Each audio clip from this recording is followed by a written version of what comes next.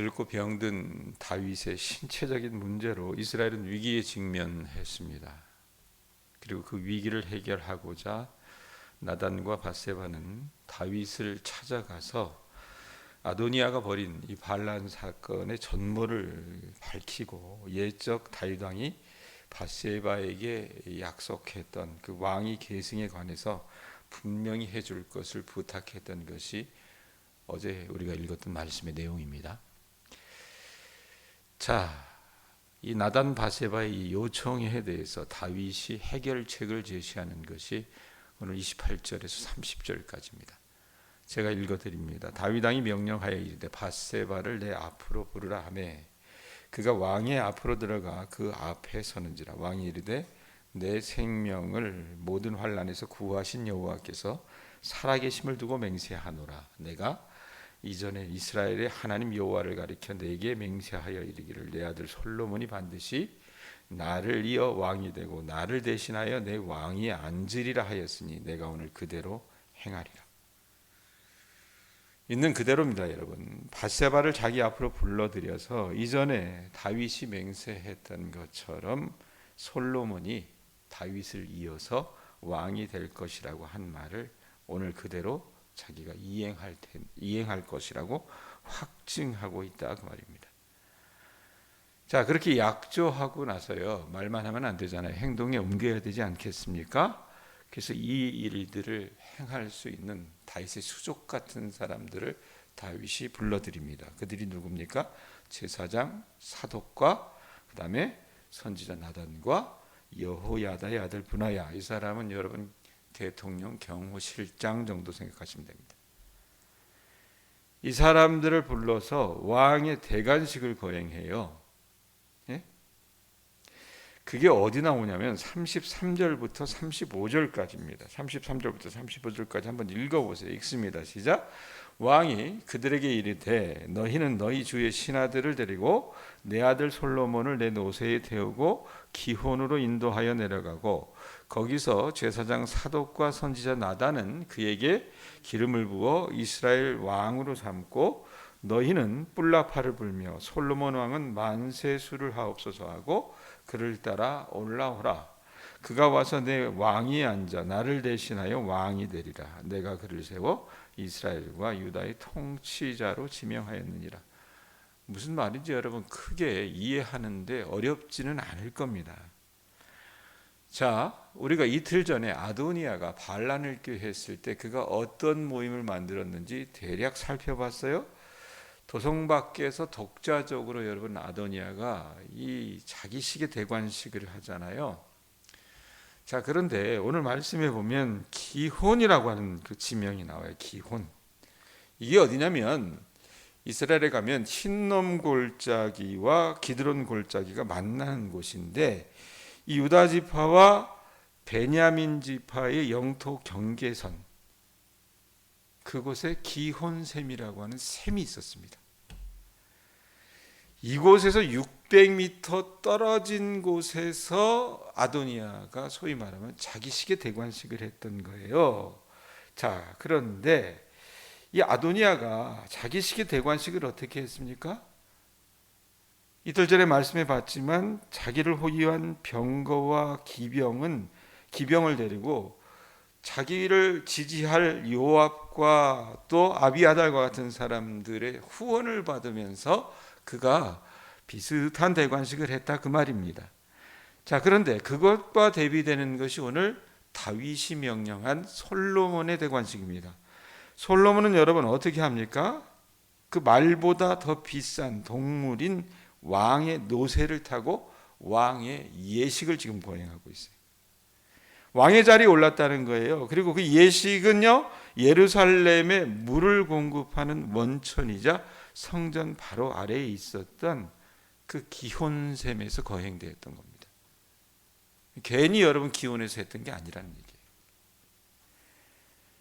여러분, 그리고 이곳은 아도니아를 왕으로 옹립했던 그 세력들이 이 솔로몬을 왕으로 옹립하는 이 즉위식을 잘 들을 수 있을 만큼 한 600m 떨어진 곳이니까 소리를 잘 들을 수 있겠죠. 그곳에서 다윗이 어떻게 해요? 대관식을 했던 거라고 말입니다. 자, 오늘 여러분 우리가 그렇게 길지 않은 말씀들을 쭉 살펴봤는데 제 눈에 들었던 것은 두 가지 주목할 내용이었습니다. 그중 하나가 뭐냐면 다윗이 인식하고 다윗이 믿고 있었던 하나님에 대한 고백입니다. 29절 다시 한번 보세요.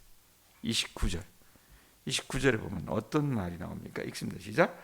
왕이 이르되 내 생명을 모든 환난에서 구하신 여호와께서 살아계심을 두고 맹세하노라. 내 생명을 모든 환난에서 구하신 여호와께서 살아계심을 두고 맹세하노라.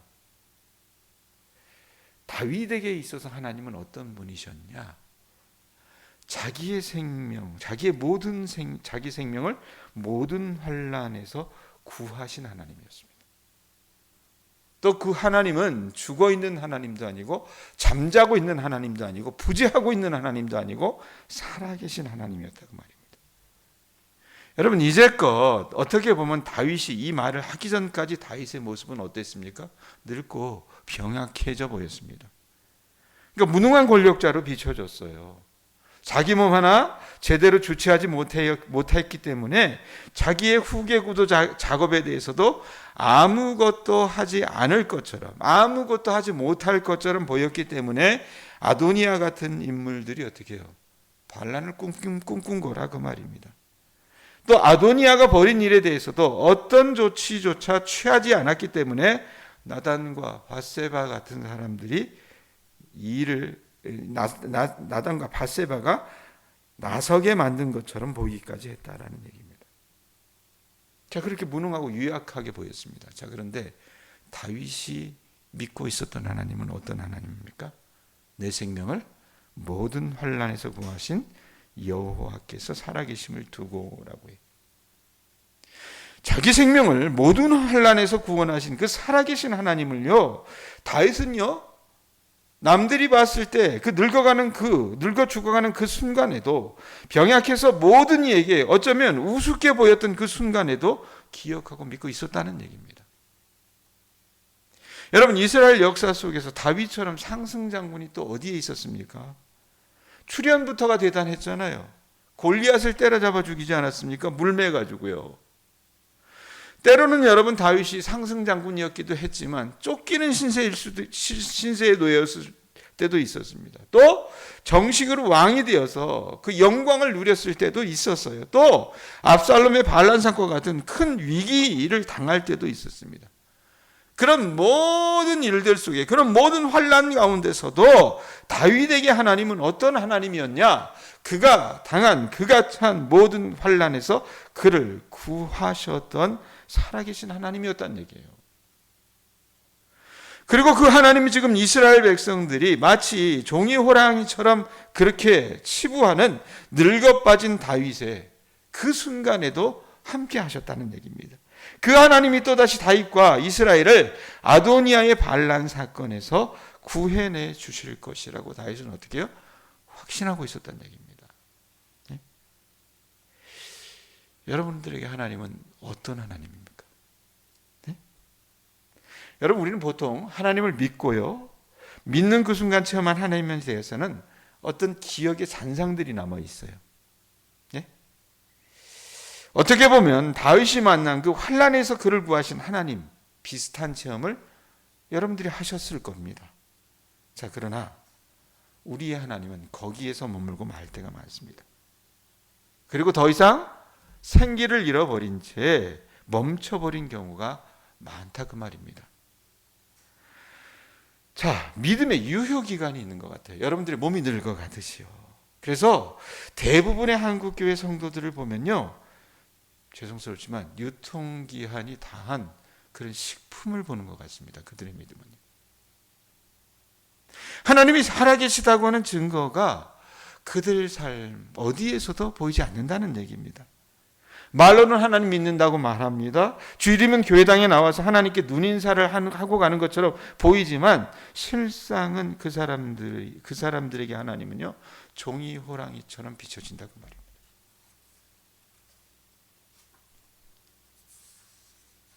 여러분 열왕기를 제가 처음 열어가면서 이틀 전인가요? 이스라엘의 그 권력 암투와 같은 이 피비린내 나는 이 사건 현장 가운데서도 하나님은 과연 일하고 계셨는가? 이런 질문을 스쳐 지나가면서 얘기를 했어요. 하나님이 계시는 것처럼 보이지 않았기 때문에 아도니아 같은 인물들이요, 내가 왕이 되리라고 하는 그런 야심을 품고 구테타를 일으킨 것일 수 있지 않겠습니까? 또 다 죽어가는 다윗에게 하나님은 무슨 하나님 하면서 답답했던 그 나단과 밧세바가 나선 것일 수 있는 것처럼 보일 수 있다, 그 말입니다. 그러나 여러분, 이 사람들이 생각했던 것처럼, 이 사람들이 말하는 것처럼 하나님은요 다윗 가운데 계시지 않았습니까? 아니었단 얘기예요.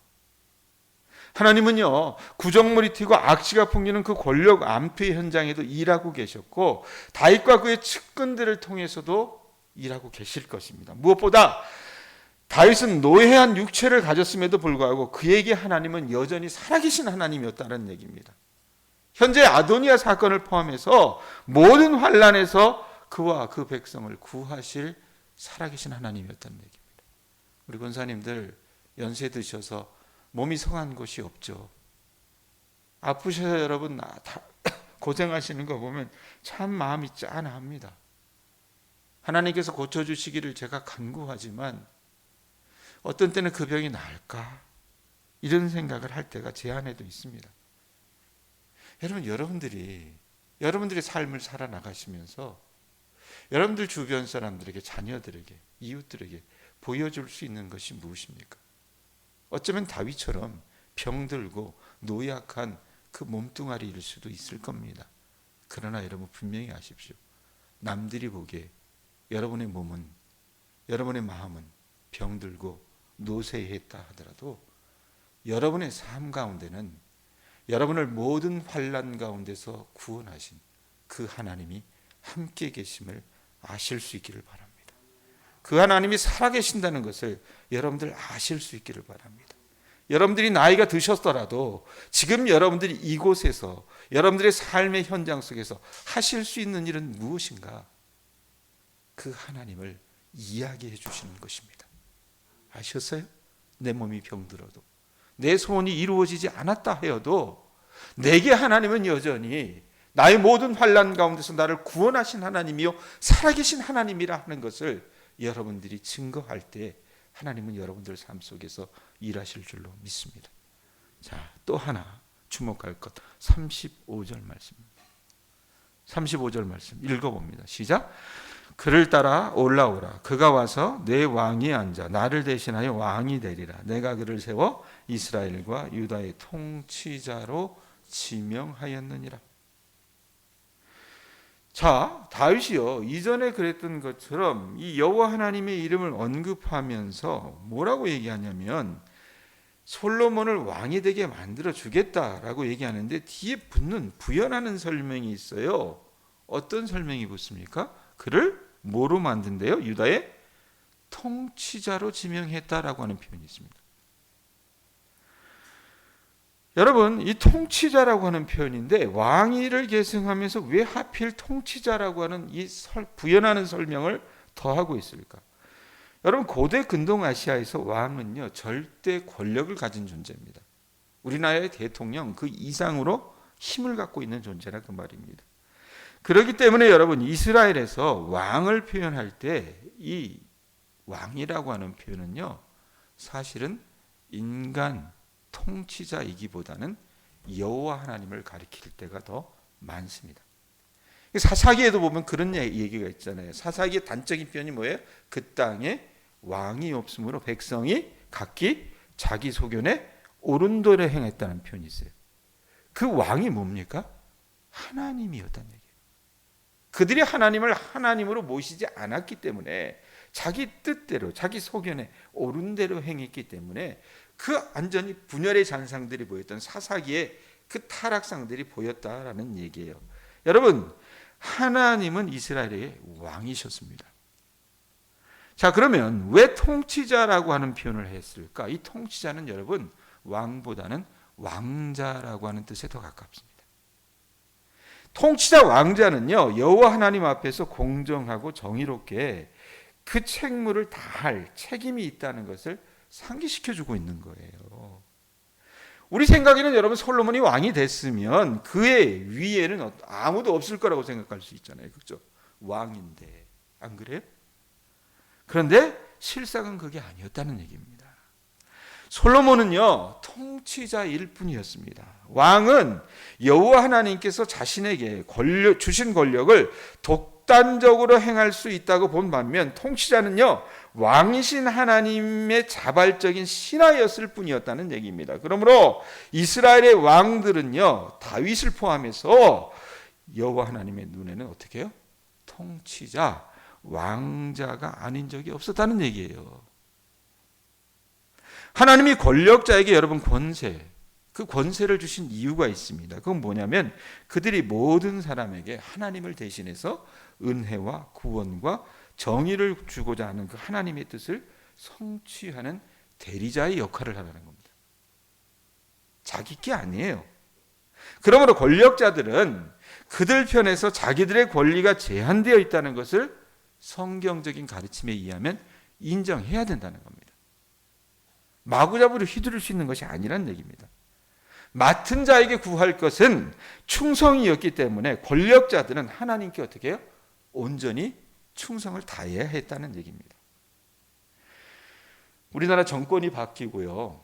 너무나도 개탄스럽고 안타까운 것은 대통령이라고 하는 사람이 자기에게 주어진 권력을 권한 밖으로 행사하고 있고 그 권력이 무기도 아닌 흉기가 되어서 이제는 곳곳에서 많은 사람을 다치게 하고 있다는 것입니다.